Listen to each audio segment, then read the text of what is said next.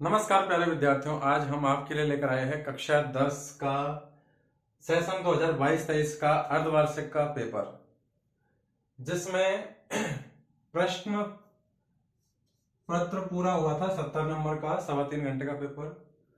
तो अपन चलते हैं वन बाय वन प्रश्नों की ओर। पहला प्रश्न है कि निम्न में से अपरिमेय संख्या कौन सी है। चार ऑप्शन है आपके पास, 3, 2.13, 1, 4, 1, 5 डॉट डॉट। तीसरा ऑप्शन है 1.23 पर बार और चौथा ऑप्शन है 1.65।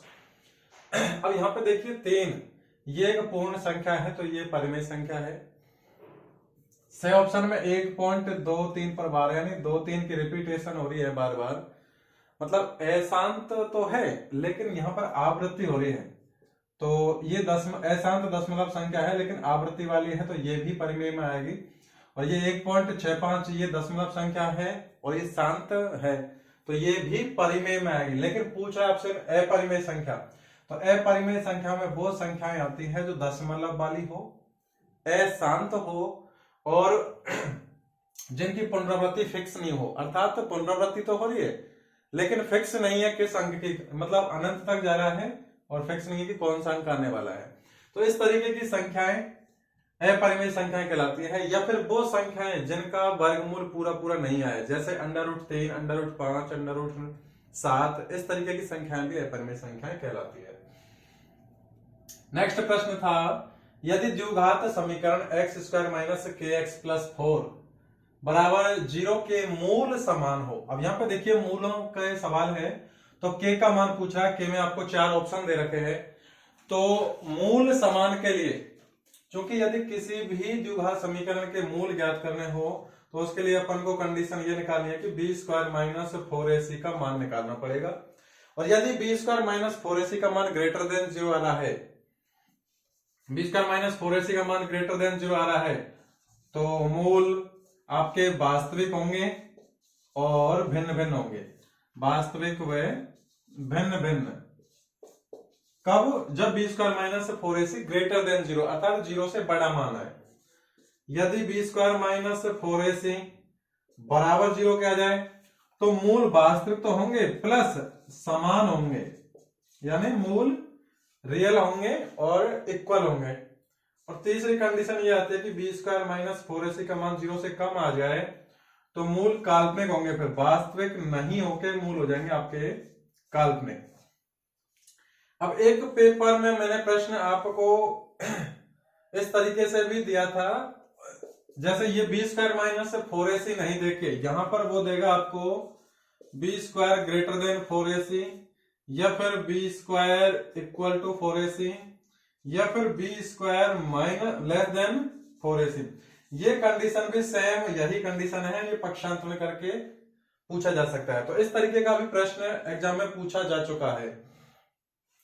तो यहाँ पे b² - 4ac निकालना है मूल समान के लिए। मूल समान के लिए आपको इसका मान बराबर 0 करना है, उससे जो k का मान आएगा वो इसका आंसर हो जाएगा। तो इसको सॉल्व करते हैं अपन।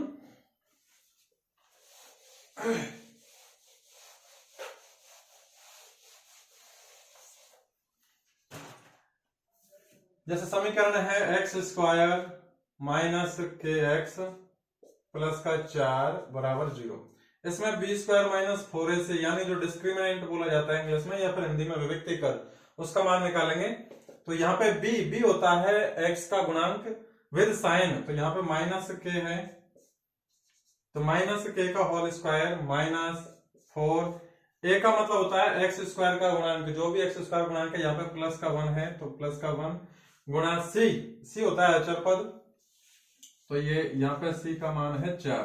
क्योंकि यदि अपन द्विघात समीकरण ax² + bx + c बराबर 0 के मानक रूप से कंपेयर करें तो ax² गुणांक होता है bx का गुणांक और c होता है अचर पद।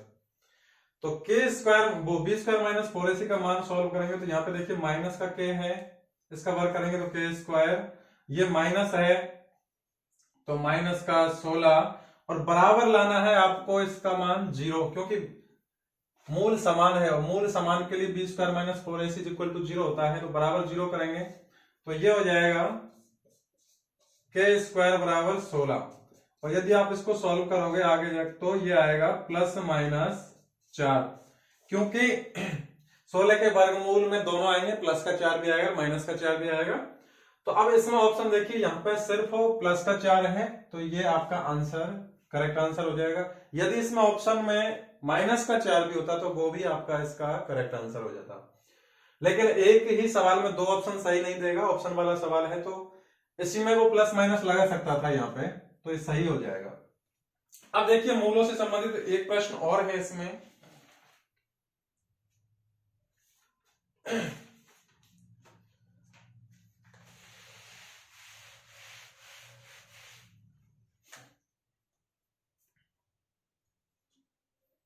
द्विघात समीकरण,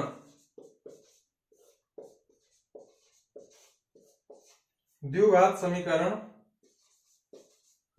2x square minus 4x plus का 3 बराबर 0। इसमें आपसे पूछा जा रहा है कि मूलों की प्रकृति, मूलों की प्रकृति के बारे में पूछा जा रहा है। मूलों की प्रकृति का मतलब है वही बी स्क्वायर माइनस 4ac का मान निकालना है। यदि उसका मान बड़ा आ रहा है 0 से तो मूल वास्तविक और भिन्न भिन्न, बराबर 0 आ रहा है तो मूल वास्तविक और समान, और यदि लेस देन 0 आ रहा है बी स्क्वायर माइनस 4ac का मान तो मूल वास्तविक नहीं होंगे, अर्थात मूल काल्पनिक हो जाएंगे। तो यहाँ पे देखिए इसका मानक रूप, द्विघात समीकरण के मानक रूप ax square plus bx plus c बराबर 0 से कंपेयर करेंगे तो यहाँ पे a का मान आ जाएगा 2, b जो x का गुणांक होता है ये आ जाएगा माइनस का 4, और c यहाँ पर चर पद है 3। अब इससे b स्क्वायर माइनस 4ac का मान निकालेंगे तो b का मान है माइनस का 4, तो माइनस का 4 का होल स्क्वायर माइनस ये 4 एज इट इज, a का मान है एक्स स्क्वायर का गुणांक प्लस का 2, और c है अचर पद 3। इसको सॉल्व करोगे तो ये माइनस का 4 है, इसका वर्ग करेंगे तो प्लस का 16 हो जाएगा, और यहां पर 4 दूनी 8, 8 के 24, माइनस का 24 और प्लस का 16 है, ये आएगा माइनस का 8, यानी लेस देन 0 हो गया। अब B square minus 4ac less than 0 हो गया तो इसके मूल वास्तविक नहीं होके काल्पनिक हो जाएंगे। तो इसका आंसर लिखना है आपको कि चूंकि बी स्क्वायर माइनस 4ac, चूंकि B square minus 4ac less than 0, इसलिए द्विघात समीकरण,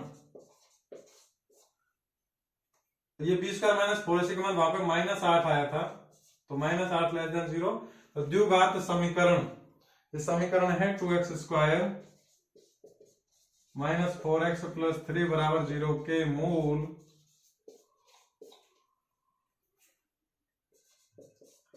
वास्तविक नहीं होंगे। अगर वास्तविक के रूप में आंसर दे तो वास्तविक नहीं होंगे, और वास्तविक नहीं होंगे तो फिर आंसर आपका क्या हो जाएगा, अर्थात मूल काल्पनिक होंगे।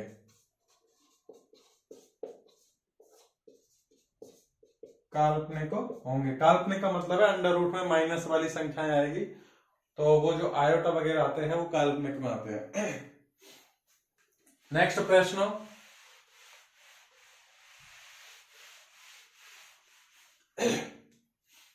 द्विघात बहुपद x स्क्वायर माइनस 2x के शून्यक है। आपको 4 ऑप्शन दे रखे हैं, इसका शून्यक पूछा जा रहा है।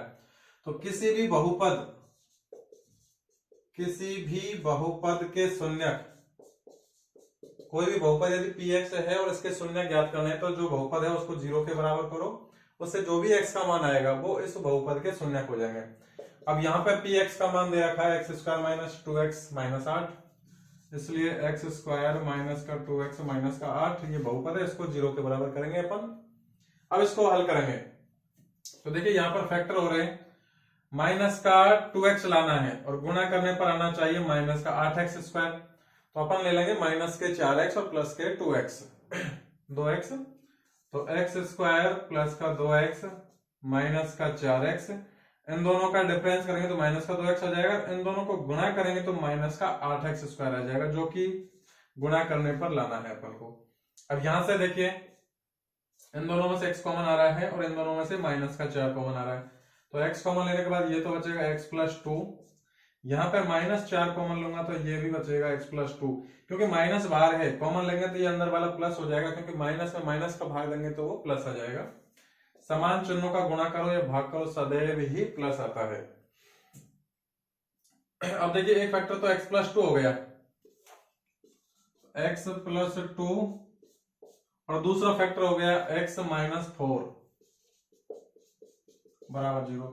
अब इन दोनों के 0 को बराबर करेंगे तो एक तो आएगा ये बराबर जाके उधर ये माइनस का हो जाएगा, और दूसरा आएगा ये -4 बराबर 0 करेंगे तो ये +4 हो जाएगा। अर्थात इसके दो मान आएंगे, x के -2 और +4। अब इनमें से ऐसा कौन सा ऑप्शन है जिसमें x का मान एक तो आ रहा है -2 और दूसरा +4। देखिए +4 और -2 पहला ऑप्शन सही है, बाकी दूसरे में देखिए -4 आ रहा है जबकि 4 प्लस का आना चाहिए, यहाँ 0 आ रहा है तो, और यहाँ दोनों माइनस आ रहे, तो ये तीनों गलत हो गए। ये +4 -2 आपका करेक्ट आंसर हो गया। इसी प्रकार अगला प्रश्न है, यदि 8 पदों वाली एक समांतर श्रेणी का प्रथम पद तथा अंतिम पद क्रमशः दे रखा 3 और 45, तो समांतर श्रेणी या एपी का योगफल क्या होगा? 4 ऑप्शन है आपके पास। तो समांतर श्रेणी का सवाल है। समांतर श्रेणी में आपको दे रखा है कि श्रेणी का प्रथम पद दे रखा है, अंतिम पद दे रखा है जिसको अपन एल भी बोल सकते हैं या फिर एन भी बोल सकते हैं, और एक दे रखा है पदों की संख्या। तो चूंकि एपी यह समांतर श्रेणी का n पदों का योगफल जब प्रथम पद और अंतिम पद दिया हो तो सूत्र ये होता है n/2 Sn बराबर n/2 a प्लस एल। अब देखिए ये सूत्र ऐसे भी चलता है कि Sn बराबर n/2 2a plus n-1 into D. अब यदि अपन इसको थोड़ा सा सरल करते हैं तो a को लिखते हैं अपन a प्लस a, इन दोनों को तोड़ देते हैं और प्लस का ये बन जाता है n-1 इंटू डी। अब ये वाला पूरा an हो गया, तो a प्लस an, तो an कहो या फिर l कहो, ये वही सूत्र है। अब यहां पर देखिए क्या दे रखा है, योगफल आपसे पूछा जा रहा है, पदों की संख्या है 8 पदों वाली समांतर श्रेणी, अर्थात श्रेणी में टोटल 8 पद है, तो S8 is equal to n का मान 8 है, प्रथम पद 3 है और अंतिम पद 45 है, तो 3 प्लस 45, यहां से 2 से 8 कटेगा 4 बार, यह आएगा 4 गुना ये 45 और 3 हो जाएगा 48। अब 48 को अपन 4 से गुणा करेंगे, ये देखो 8 चौक 32 का 2 का हासिल के 3, 4 चौक 16 3 19, अर्थात तो इसका 8 पदों का योगफल आ गया 192, अर्थात ऑप्शन नंबर सी आपका इसका करेक्ट आंसर हो जाएगा। इसी प्रकार इस पेपर में समांतर श्रेणी से संबंधित कुछ प्रश्न और भी हैं, उनमें सीधा आपसे यह पूछा जा रहा है कि दी गई श्रेणी में कितने पद है। जैसा कि समांतर श्रेणी का प्रश्न है, समांतर श्रेणी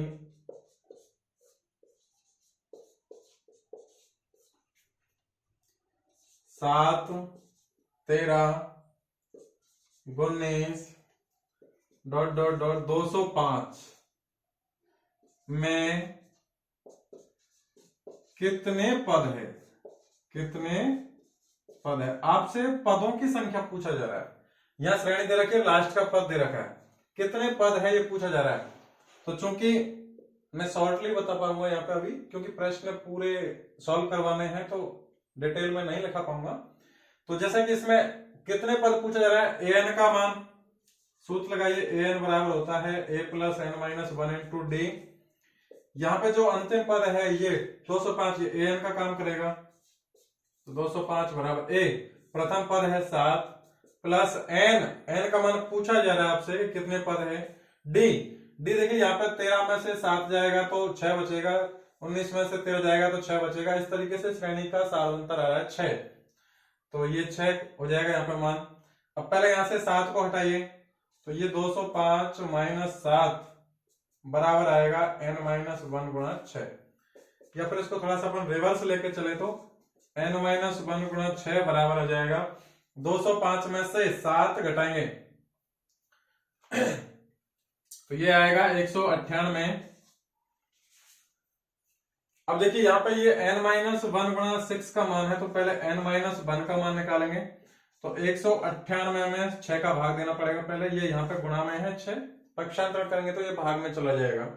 6 का भाग देंगे 198 में, 6 18 और 1 शेष बचेगा, अगला उतारेंगे 8, 18 हो जाएगा, तो 6 18 अर्थात n-1 का मान आया है 33।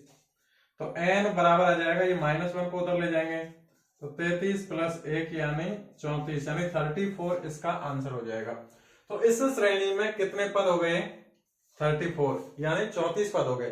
अब ये प्रश्न को ऐसे पूछ के ये ऐसे भी पूछ सकता था कि दी गई श्रेणी के सभी पदों का योगफल ज्ञात कीजिए। अब योगफल ज्ञात करने के लिए भी आपको पदों की संख्या की जरूरत पड़ती, तो डायरेक्ट आप योगफल भी नहीं निकाल सकते, पहले आपको पदों की संख्या ही निकालनी होती। इसी प्रकार अगला प्रश्न है,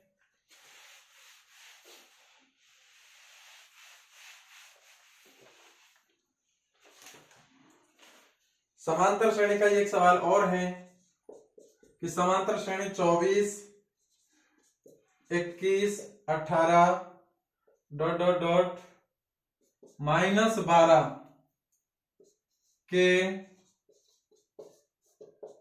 पदों की संख्या पूछा जा रहा है आपसे। वही कितने पद है ये पूछा जा रहा है। तो उस श्रेणी में श्रेणी में अंतर यह है कि ये श्रेणी घट रही है, अर्थात इसका सार्वंतर माइनस में आएगा, जबकि वो श्रेणी बढ़ रही थी तो उसका सार्वंतर प्लस में था। बाकी सेम सवाल है, ये पदों की संख्या पूछा जा रहा है। तो मान रखेंगे ये सूत्र है an बराबर a plus n-1 into D. an का मान -12 रख देंगे बराबर a का मान 24 है प्लस का, प्लस n-1, n का मान तो ज्ञात करना अपन को d। यहाँ पे देखिए 21 में से 24 जाएगा तो -3 बचेगा, 18 में से 21 जाएगा तो -3 बचेगा। तो यहाँ सार्वंतर थोड़ा सा ध्यान रखना है कि ये सार्वंतर माइनस में आएगा, क्योंकि श्रेणी डिक्रीज हो रही है, श्रेणी घट रही है। अब देखिए यहाँ पे ये प्लस का 24, इसको पक्षांतर करेंगे तो ये इधर आके -12 और -24 बराबर हो जाएगा n-1 गुणा -3, 12 और 24 ये हो जाएगा 36 माइनस का बराबर n-1 गुणा -3। तो यहाँ पे इसको पहले लिख लेते हैं अपन, n-1 गुणा -3 बराबर ये -36 है, ये n-1 का मान निकालेंगे पहले। तो n-1 बराबर ये -3 है, इसका भाग लगेगा क्योंकि ये गुणा में है, पक्षांतर करेंगे तो ये भाग में पहुंच जाएगा, माइनस से माइनस कटेगा, 36 कट जाएगा 3 से 12 बार। तो ये n-1 का मान 12 आया है, इसलिए n का मान आ जाएगा 12। तो एज इट इज ये माइनस का 1 पक्षांतर करेंगे तो RHS में पहुंच जाएगा, प्लस का 1 हो जाएगा, अर्थात n का मान आ जाएगा 13। अर्थात इस श्रेणी में पदों की संख्या आ गई 13। अब इसमें भी वो और भी प्रश्न बना सकता था, इस टाइप के प्रश्न की बजाय ये प्रश्न दे सकता था कि इस दी गई श्रेणी में अंत से 5वां पद क्या है, 10वां पद क्या है, या पर दी गई श्रेणी के 10 पदों का योगफल ज्ञात कीजिए, 20 पदों का योगफल ज्ञात कीजिए। इस तरीके से प्रश्न कोई सा भी बना सकता है, बशर्ते आपको कंसेप्ट क्लियर होना चाहिए। अगला प्रश्न है,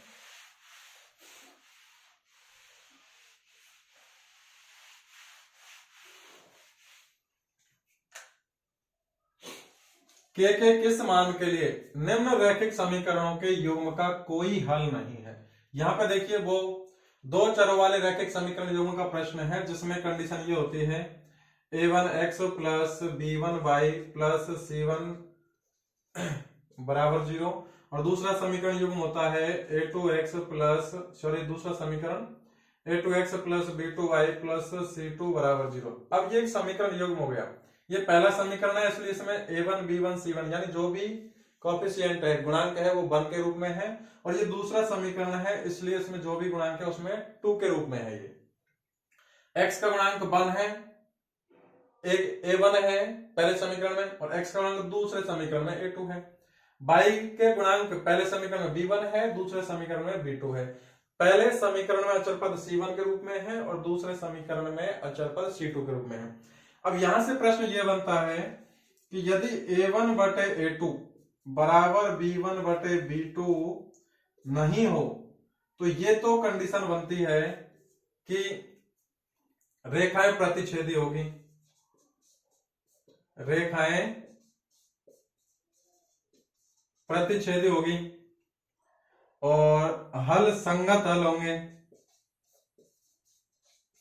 संगत हल और अद्वितीय यानी यूनिक सॉल्यूशन होगा उसका, मतलब एक ही हल होगा उसका। तो यहां से तीन तरीके से प्रश्न बन सकता है। देखो इस तरह की कंडीशन देगा तो रेखाओं के बारे में पूछा जा सकता है, रेखाएं कैसी होगी, या फिर हल संगत होगा या असंगत होगा, या फिर हल कैसे होगा, इस तरीके से प्रश्न पूछा जा सकता है। तो इन चारों कंडीशनों से प्रश्न आता है। अब दूसरी कंडीशन ये बनती है कि a1 बटे a2 बराबर b1 बटे b2 बराबर नहीं हो c1 बटे c2 के। इस तरीके की कंडीशन में रेखाएं समांतर होगी और इसमें कोई हल नहीं होगा, कोई हल नहीं होगा, और कोई हल नहीं होगा तो ये असंगत हल हो जाएंगे, फिर असंगत हल। और तीसरी कंडीशन बनती है a1 बटे a2 बराबर b1 बटे b2 बराबर c1 बटे c2, तीनों बराबर हो अर्थात तीनों के गुणांकों का अनुपात समान हो तो रेखाएं समपाती हो जाएगी, हल संगत होंगे। और यहां पे देखिए ये तीनों का अनुपात समान आ रहा है अर्थात इसके अनंत हल होंगे, अनंत हल। अनंत हल क्यों होंगे? क्योंकि वो जो रेखाएं दोनों बनेंगी, दोनों समीकरण रेखाओं के बनेंगे, वो कोई एक ही रेखा का समीकरण है, उसी को किसी कांस्टेंट राशि से गुणा करके नया समीकरण बनाया जाता है, तो वो सेम उनमें दोनों में अनुपात समान आ जाता है। तो इसमें अपने का प्रश्न पूछा जा रहा था कि निम्नलिखित समीकरणों के युग्म का कोई हल नहीं है। कोई हल नहीं का मतलब है आपके पास ये दूसरी वाली कंडीशन लगानी थी, a1 बटे a2 बराबर b1 बटे b2 बराबर c1 बटे c2। तो c1 बटे c2 तो इसके बराबर है ही नहीं, तो इन दोनों बराबर करना है। तो इसमें देखिए यहां पे x का गुणांक y का गुणांक और अचर पद, x का गुणांक y का गुणांक अचर पद। अब ये स्टैंडर्ड रूप में नहीं है, ये वाला माइनस में लेना पड़ेगा, तो -7 बराबर 0 हो जाएगा ये। अब देखिए यहाँ पे दोनों का अनुपात a1 और ये b2, a1 बटे a2 तो 3 बटे 4 बराबर आना चाहिए b1 3 बटे b2, इसमें x का गुणांक वो y का गुणांक k है। अब ये दोनों बराबर लेने हैं, तो यहां से देखिए 3 से 3 कटेगा, k का मान आ जाएगा आपका 4।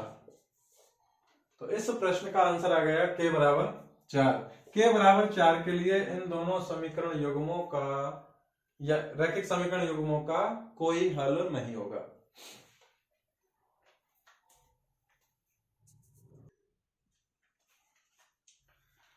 अभी अपन ने जो सवाल किया था रैखिक समीकरण युग्म का, उसमें देखो उससे रिलेटेड दूसरा सवाल आ गया कि रैखिक समीकरण युग्म a1x plus b1y plus c1 बराबर एक तो 0, ये समीकरण है। दूसरा है a2x plus b2y plus c2 बराबर 0। तो दो रैखिक समीकरण युग्म है, उनका मानक रूप है ये। यदि इनमें a1 बटे a2 बराबर b1 बटे b2 बराबर c1 बटे c2 इस तरीके की कंडीशन बने, तब रेखाएं किस तरीके की होगी ये पूछा जा रहा है। तो इस तरीके की रेखाओं मतलब इस तरीके की कंडीशन बनने के लिए दोनों रेखाएं एक दूसरे के समांतर होगी, समांतर रेखाएं होगी, और इसमें कोई हल नहीं निकलेगा। और इससे पहले एक कंडीशन ये और थी कि जैसे b square minus 4ac greater than 0 है, तो यहां इसका जो खालिस्तान वाला प्रश्न है फिल इन द ब्लैंक्स, उसमें प्रश्न आया हुआ है कि दो मूल होते हैं यदि b square minus 4ac greater than 0, और ग्रेटर देन 0 होगा b स्क्वायर माइनस 4ac 0 के, तो वो उस समीकरण के मूल वास्तविक और भिन्न भिन्न होंगे, वास्तविक व भिन्न भिन्न। और यदि मूल b स्क्वायर माइनस 4ac बराबर 0 हो जाता तो मूल वास्तविक और समान हो जाते, और लेस देन 0 हो जाता तो मूल काल्पनिक हो जाते। अब नेक्स्ट प्रश्न है अपना कि दो समरूप त्रिभुजों की भुजाओं का अनुपात दे रखा है 4:9 के अनुपात में है, तो इन त्रिभुजों के क्षेत्रफलों का अनुपात क्या होगा। ये एक प्रमेय है कि दो समरूप त्रिभुजों का क्षेत्रफलों का अनुपात उनकी संगत भुजाओं के वर्गों के अनुपात के बराबर होता है। तो चूंकि भुजाओं का अनुपात 4:9 है, 4:9 यानी 4/9, तो इनका सीधा वर्ग कर देंगे तो वो इनके क्षेत्रफलों का अनुपात आ जाएगा। तो 4 का वर्ग 16, 9 का वर्ग 81, तो इनके क्षेत्रफलों का अनुपात आ गया 16:81। अब इस प्रश्न को इस पेपर में पूछा है कि भुजा दे के त्रिभुजों का क्षेत्रफलों का अनुपात। हो सकता है वो इस बार आपसे सवाल पूछ लिया जाए कि दो त्रिभुजों का क्षेत्रफलों का अनुपात कुछ भी दे देगा जो एक किसी भी संख्या का वर्ग हो परफेक्टली, तो उसमें भुजाओं का अनुपात पूछेगा। तो भुजाओं का अनुपात निकालने के लिए जो भी त्रिभुज के क्षेत्रफलों का अनुपात है उनका आपको वर्गमूल ले लेंगे तो वो सीधा भुजाओं का अनुपात आ जाएगा। अब देखिए समरूप त्रिभुजों से संबंधित प्रश्न एक दूसरा यहां भी बनाया गया है कि सभी त्रिभुज समरूप होते हैं। अब त्रिभुज में कौन सा त्रिभुज समरूप होते हैं ये पूछा है। आपको दो ऑप्शन दिए हुए हैं, समद्विबाहु त्रिभुज या समबाहु त्रिभुज। तो चूंकि समबाहु त्रिभुज होते हैं जिसमें तीनों भुजाएं बराबर होती है और तीनों कोण 60 डिग्री के होते हैं, वो त्रिभुज समबाहु क्या कहलाते हैं? सभी मतलब त्रिभुजों में से पूछा जाए तो सभी समबाहु त्रिभुज, दो ऑप्शन है उनमें से पूछा जा रहा है, तो सभी समबाहु त्रिभुज समरूप होते हैं। तो यहां पर त्रिभुजों में तो समबाहु हो जाएगा, सभी वर्ग स्क्वायर जिसकी सभी भुजाएं बराबर हो, प्रत्येक कोण 90 डिग्री का हो, तो सभी वर्ग भी समरूप होते हैं। इसी प्रकार सभी वृत्त भी समरूप होते हैं। तो यहां पर त्रिभुजों के प्रकारों में पूछा था तो उसमें सम द्विबाहु और समबाहु में से समबाहु त्रिभुज समरूप हो जाएंगे। अगला प्रश्न है बिंदुओं, ये ए बिंदु दे रखा है जिसके निर्देशांक x+3 और y+6 और बी बिंदु है जिसके निर्देशांक 7 - x और 2 - y को मिलाने वाले रेखाखंड के मध्य बिंदु के निर्देशांक, अर्थात आपसे मध्य बिंदु के निर्देशांक पूछा जा रहा है। 7वीं प्रश्नावली का सवाल है मध्य बिंदु का निर्देशांक ज्ञात करने का। तो इसका सूत्र होता है x1 + x2 बटे 2, y1 + y2 बटे 2 मध्य बिंदु के निर्देशांक का। अब यहां पर देखिए x1 x2, x1 तो हो गया x+3 और x2 हो गया 7 - x, तो रखेंगे मान x+3 और 7 - x, तो 7 - x दोनों को जोड़ के 2 का भाग देना है। दूसरा इसी प्रकार y1 + y2, तो y1 का मान है y+6 और y2 का मान है 2 - y, और इन दोनों को जोड़ के 2 का भाग लगाना। ये आ गया मध्य बिंदु के निर्देशांक।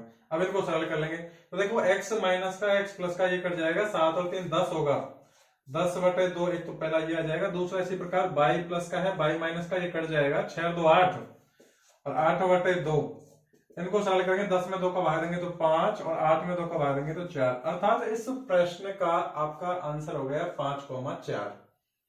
ऑप्शन नंबर बी इसका करेक्ट आंसर हो जाएगा। तो यहां पे मध्य बिंदु का सवाल पूछा है। अब इस प्रश्नावली में से बहुत अच्छे प्रश्न बनते हैं, मध्य बिंदु से पूछ लिया, इसमें हो सकता है आपसे संरेखी वाला सवाल पूछ लिया जाए या समदूरस्थ वाला पूछ लिया जाए या अंतर्विभाजन भाय विभाजन से रिलेटेड पूछ लिया जाए। तो ये थोड़ा सा आपको कंसेप्ट याद रख के चलना है कि इसमें मध्य बिंदु वाला पूछा है। तो मध्य बिंदु की कंडीशन ये है कि x1 x2 बटे 2, y1 + y2 बटे 2।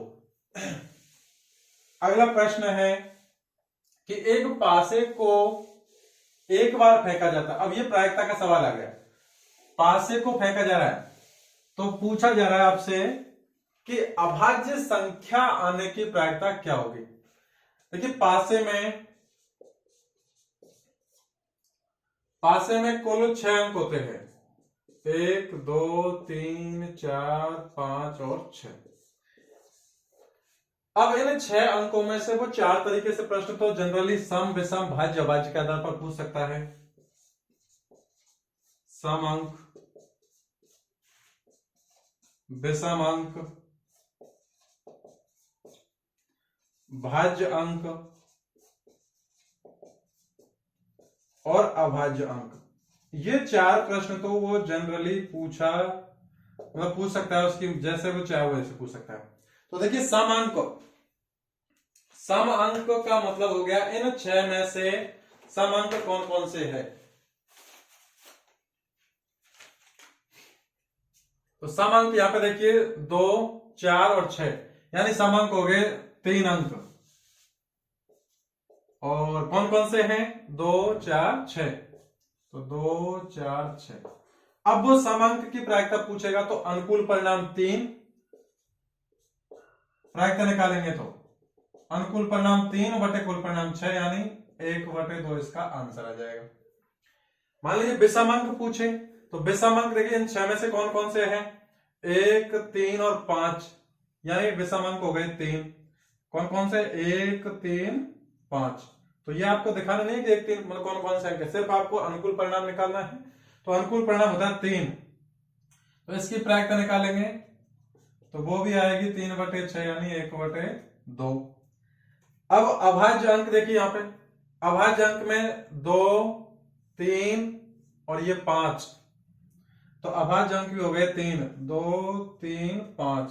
तो इसकी भी प्रायिकता आ जाएगी P ऑफ E बराबर 3/6, यानी 1/2 आंसर। लेकिन यहां पे थोड़ा सा सिर्फ इतना याद रखना है कि भाज्य अंक में सिर्फ 2 ही अंक आएंगे, एक तो 4 और एक 6। तो भाज्य अंक 2 होंगे 4 और 6। क्यों? क्योंकि 4 और 6 में एक और इन संख्याओं के अलावा भी दूसरी संख्याओं का भाग जाता है। जैसे 4 में 1 और 4 का तो भाग जाएगा ही, साथ में 2 का भी भाग जाएगा। इसी प्रकार 6 में भी 1 और 6 का तो भाग जाएगा ही, साथ में 2 का और 3 का भी चला जाएगा। इसलिए भाज्य संख्या सिर्फ ये 2 रह गई।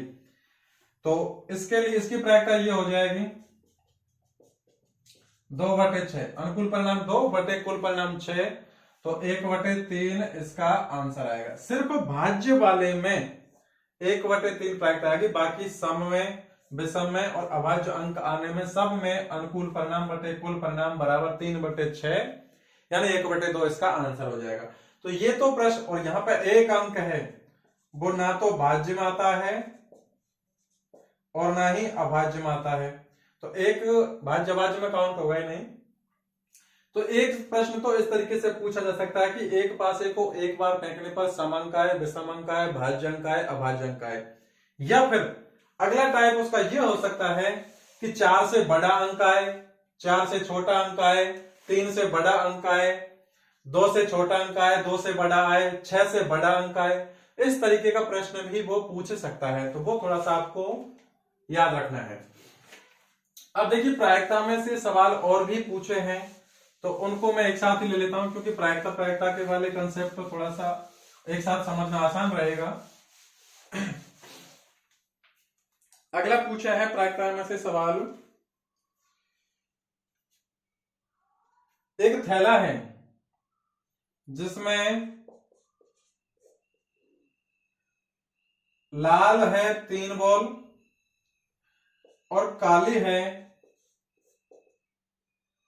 5 बॉल, यानी टोटल बॉल हो गई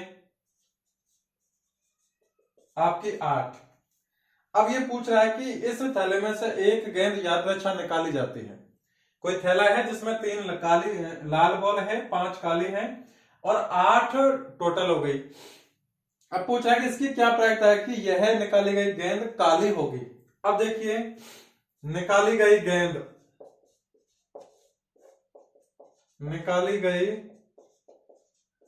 गेंद का काली होना, निकाली गई गेंद काली हो, इसको अपन घटना मान लेते हैं ई। घटना ई माने तो अनुकूल परिणाम कितने हो जाएंगे, क्योंकि काली कुल 5 बॉल है, तो अनुकूल परिणाम ये हो जाएंगे 5। और कुल परिणाम में काली और लाल दोनों मिल जाएगी, तो कुल परिणाम हो गया आपका 8। अब ये प्रायिकता पूछ रहा है कि निकाली गई बॉल काली हो, तो उसकी प्रायिकता निकालेंगे तो P ऑफ E बराबर घटना E के अनुकूल परिणाम, यानी जो घटना है इवेंट उसके लिए अनुकूल परिणाम, तो घटना के अनुकूल परिणाम बटे कुल परिणाम। तो काली के लिए अनुकूल परिणाम 5 और बटे कुल परिणाम 8। अब इसी प्रश्न को वो ऐसे पूछ सकता है कि लाल होने के लिए, लाल निकाली गई बॉल का लाल होना, उसकी प्रायिकता क्या होगी, तब हो जाएगा 3/8। लेकिन यहां पर देखिए काली की पूछा जा रहा है, तो इससे काली को वो इस तरीके से भी पूछा जा सकता है कि निकाली गई बॉल का लाल नहीं होने की प्रायिकता, लाल नहीं, लाल नहीं का मतलब है वही अनुकूल परिणाम हो जाएंगे सिर्फ 5, क्योंकि लाल तो 3 है। अब लाल नहीं, टोटल बॉल 8 है, उनमें से 3 बॉल लाल है, तो लाल कितनी बॉल नहीं है फिर 5, और जो काले की प्रायिकता है, तो लाल नहीं की प्रायिकता भी जो काले की प्रायिकता है वही आंसर हो जाएगा आपका 5/8। या फिर आप इसको दूसरे तरीके से भी निकाल सकते हैं, P of E plus P of E bar is equal to 1। लाल नहीं की निकालोगे तो लाल की निकालनी पड़ेगी पहले, तो लाल की आएगी अनुकूल परिणाम 3 कुल परिणाम 8, उसमें से उसको फिर 1 में से घटाना पड़ेगा, तो वो लाल नहीं की आ जाएगी, अर्थात उसका आंसर भी आपका 5/8 आएगा। या फिर इसको दूसरे तरीके से इस तरीके से पूछा सकता है कि काली नहीं होने की प्रायिकता, तो यहाँ पर वो एक दूसरे की पूरक घटनाओं के आधार पर भी आप निकाल सकते हो, या फिर डायरेक्ट भी कर सकते हो कि लाल की पूछ रहा है तो अनुकूल परिणाम 3, और लाल नहीं पूछ रहा है तो अनुकूल परिणाम 5 हो जाएंगे। फिर नेक्स्ट प्रश्न है,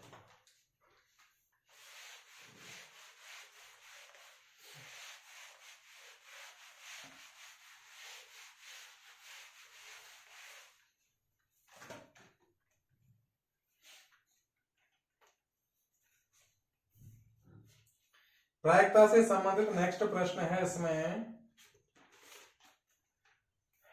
एक थैले में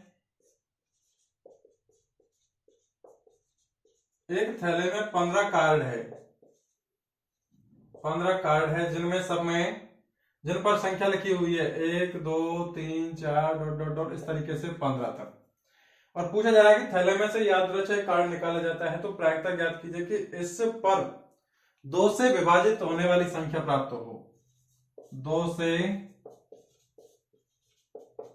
विभाजित संख्या प्राप्त हो। ध्यान रखिए, क्योंकि एक थैला है उसमें 15 कार्ड है, 15 कार्डों पे क्रम से नंबर डाले हुए 1 से लेकर 15 तक। उन थैलों को अपन ने मतलब उन कार्ड को एक थैले में रख दिया, तो अपन को पता नहीं कि किस कार्ड पर कौन सा नंबर डाला हुआ है। अब उनमें से रैंडमली अपन कोई कार्ड निकाले, तो इसकी क्या प्रायिकता आएगी कि उन निकाले गए कार्डों पर 2 से विभाजित संख्या प्राप्त हो। तो चूंकि यहां पर देखो 1 से 15 तक में 2 से विभाजित संख्या वो हो जाएगी 2 4 6 8 10 12 और 14, अर्थात ये आ जाएगा आपका 7 नंबर, अनुकूल परिणाम हो जाएगा 7 2 से विभाजित के लिए, 2 4 6 8 10 12 14। अब अनुकूल परिणाम 7 हो गया, कुल परिणाम है 15, तो ये 7/15 इसके लिए 2 से विभाजित संख्या प्राप्त होने की प्रायिकता हो गई। अब सवाल में इस बार पूछा है 2 से विभाजित होने की संख्या, हो सकता है वो सवाल में इस तरीके से पूछ ले कि 3 से विभाजित होने की संख्या, 4 से विभाजित होने वाली संख्या प्राप्त हो, 5 से विभाजित होने वाली संख्या प्राप्त हो। तो ये डिपेंड करता है एग्जामिनर पर कि वो प्रश्न को किस तरीके से बनाता है, क्योंकि हर बार सवाल तो रिपीट होगा नहीं सेम, उसमें कुछ चेंज कर देगा या फिर संख्याएं चेंज कर देगा। नेक्स्ट प्रश्न,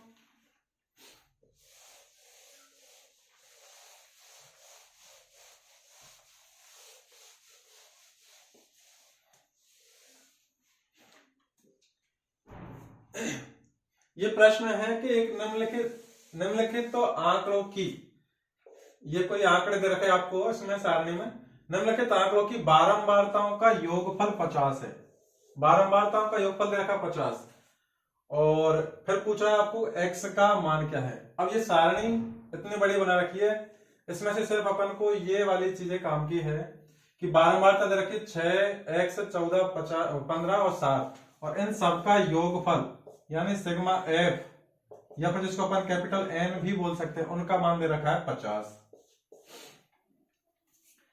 अब देखिए यहां पर दिए गई बारंबारताओं में से 6 और 14 ये 20 और 15 35 और 7 42 हो रहा है। अब 42 में अपन x की जगह पे क्या रखे कि योगफल 50 आ जाए, तो 42 में अपन को यहाँ पे x की जगह पर 8 रखना होगा, तो अपन की बारंबारताओं का योगफल 50 आ जाएगा। तो इस प्रश्न का आंसर सीधा है 8।